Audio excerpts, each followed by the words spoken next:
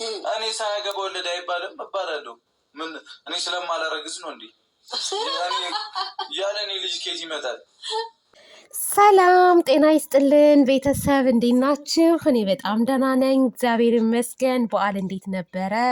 ከኔ ጋር ሁሉ ሰላም ነው። ከአመት አመት ያድርሰን እና ዛሬ ቡራዬና እሙሽዬ ሀይሚቲን ፕራንክ አድርገዋታል።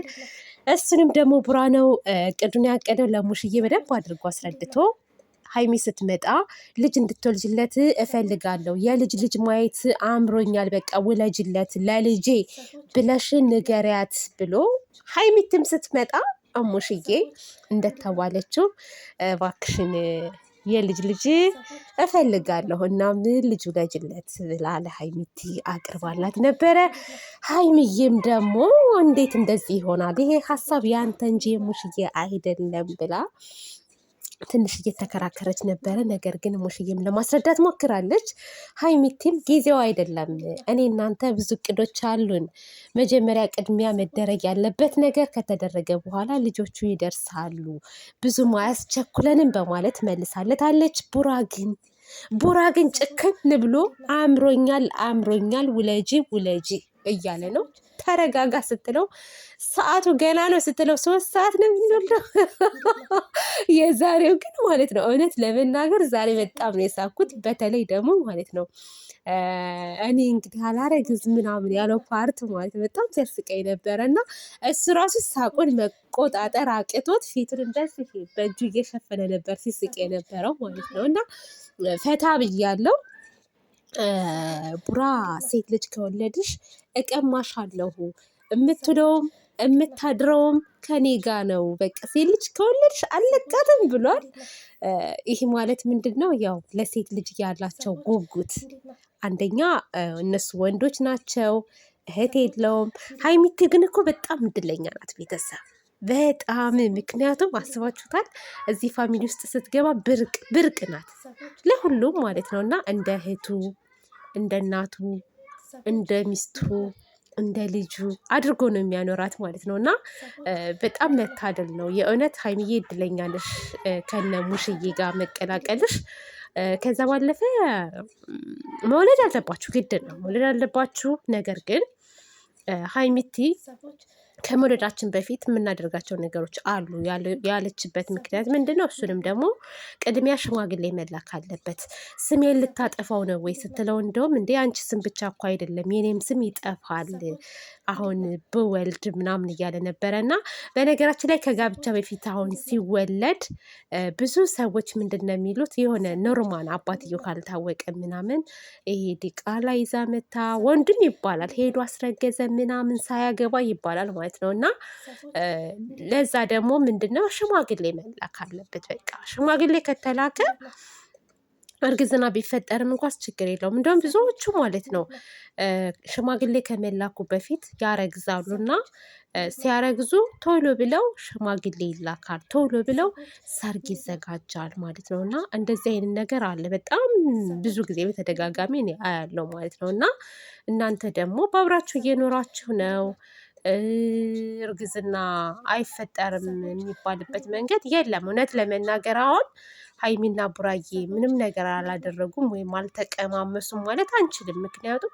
ሁለት ፍቅረኛሞች አንድ ቤት እየኖሩ በፍጹም የማይደረግ ነገር ነው። እኔ ብሆን ብላችሁ ማሰብ አለባችሁ እናንተም። እኔ አሁን ከፍቅረኛዬ ጋር አንድ ቤት እየኖርኩ መቼም አልጋዬን ለይቼ ልኖር አልችልም። እኔ አልኖርም እኔ ለራሴ ማለት ነው። እና እናንተ እንኖራለን ካላችሁ እንግዲህ ሀይሚና ቡራንም እንደዛ ማሰብ ትችላላችሁ ማለት ነው። እና ልጅ ብትወልዱ ምንም የሚያግዳችሁ ነገር አለ ብዬ አላስብም። ምክንያቱም እየሰራችሁ ነው። ልጅ በልጅነት እናንተን የሚያካክሉ ሰዎች በጣም ብዙ ልጆች አሉ፣ ወጣቶች የወለዱ ልጆቻቸውን የሚያሳድጉ እና ብዙም ትጨናነቃላችሁ ብዬ እኔ እንትን አልልም። እና እንደውም አሪፍ ደስ በሚል ሁኔታ ሙሽዬ እንደውም ምንድን ነው ያለችው? ልጅ ብትወልዱ እንደውም ይሄ ጭቅጭቁ ምናምን ያቆማል ብላለች። እውነታ ነው። ልጅ ቢፈጠር ማንም እየገባ በህይወታችሁ ድንጉር አይልም ማለት ነው። እና ይህን ነገር ደግሞ ልታስቡበት ይገባል። ያው ቅድሚያ ግን ለክፉም ለደጉም ለሁሉም ነገር ሽማግሌ ቢላክ ይፋ ቢደረግ መልካም ነው። ከዛ በኋላ ደግሞ ሰርጋችሁን በፈለጋችሁ ሰዓት ማድረግ ትችላላችሁ ማለት ነው እና ሀሳቡ በጣም አሪፍ ነው። ጥሩ ሀሳብ ነው። ፕራንክም ቢሆንም ቡራ ያመጣኸው ሀሳብ በጣም ደስ የሚል ሀሳብ ነው። ይህ ደግሞ ወደፊት የሚሆን ነገር ነው። እያንዳንዱን ነገር የሁላችንም ምኞት ነው፣ የእናንተም ምኞት ነው እና ፈጣሪ የልባችሁን መሻት ይሙላላችሁ። ትዳር የእግዚአብሔር ስጦታ ነው። ልጅም የእግዚአብሔር ስጦታ ነው። መባረክ ነው። በነገራችን ላይ ሰዎች በትዳር በልጅ ሲባረኩ ማለት ነው በጣም ትልቅ ነገር ነው። ከምንም የበለጠ ትልቅ ስጦታ።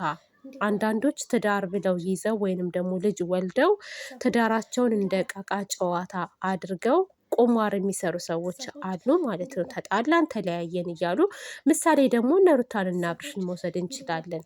ይሁን ህፃኑን ራሱ እንዴት እንደሚያንገላቱ ታውቃላችኋል። አሁን እነሱ በጣም እድለኞች እኮ ናቸው። በነገራቸው እንደውም ሊኮሩ ይገባ ነበር። ደስ የሚል ህይወት ሊኖሩ ይገባ ነበር። ከእንደዚህ አይነት ከተጨመላለቀ ህይወት ወጥተው ማለት ነው እና ይህን የመሰለ ልጅ የሚያሳሳ ልጅ እንደው የእውነት ባረች ልጃቸው ማለት ነው። የጥቁር የመሰለ ልጃቸው እርግት ያለ ጨዋ፣ አንዱ ከአንዱ ሲቀባበለው ወደዚህ ሲሉት ወደዛ ሲሉት አይናገር፣ አይጋገር፣ አያለቅስ የእውነት እኔ አሁን የአብርሽ ልጅ ማለት ነው የሆነ በቃ ብሩክ የተባረከ ልጅ ነው። በቃ እውነት እኔ ብዙ ጊዜ በጣም ነው የምደነቅበት። እንደው ህፃን ልጅ እኮ ይነጫነጫል። በተለይ 6 ወር ከሞላው እናቱን ይለያል ምናምን፣ ሰው መጠጋት አይፈልግም። የእነሱ ግን ማለት ነው አይኑ ቁልጭ ቁልጭ ቁልጭ እኮ ነው የሚያደርገው እና እኔ እንዴት እንደምወደው በጣም ነው የምወደው ልጃቸውን። እውነት እነሱ የሚሰሩ ስራ ቢያስጠላም ማለት ነው እና ሀይሚትና ቡራዬ ደግሞ ብትወልዱ በዚህ ሰዓት ማለት ነው በስማ ምኩያ ልጃችሁን ምናምን እንዴት ደስ እንደሚል የእውነት አስቡበት። ለማንኛውም ግን ያው ቅድሚያ መደረግ ያለበት ነገር አለ። የሚያስፈልጋችሁን ነገር ተነጋግራችሁ ማድረግ፣ ጭቅጭቅ፣ ንዝንዝ፣ ከሌ መጣ ከሌ ወጣ ምናምን የሚለውን ነገር ከአይምሯችሁ ማውጣት አለባችሁ። ከዛ በተረፈ ግን ደስ የሚል ህይወት እንደምትኖሩ ደግሞ ወደፊት 100% እርግጠኛ ነኝ። እና ውዶቼ ማሮቼ፣ ለማንኛውም ይሄን ያክል ካወራሁ ይበቃኛል። በሌላ ቪዲዮ እስከምንገናኝ ድረስ መልካም ጊዜ ይሁንላችሁ። እወዳችኋለሁ፣ አከብራችኋለሁ። ለቤት አዲስ የሆናችሁ ደግሞ ላይክ፣ ሰብስክራይብ በማድረግ አበረታቱኝ ውዶቼ። መልካም በዓል ይሁንላችሁ። እስከ ዳግማ ትንሣኤ እንግዲህ በዓላችን ነው። አመት ከአመት ያደርሰን። ደህና ሆኑልኝ። ባይ ባይ። ሰዎች እንዴት ናት?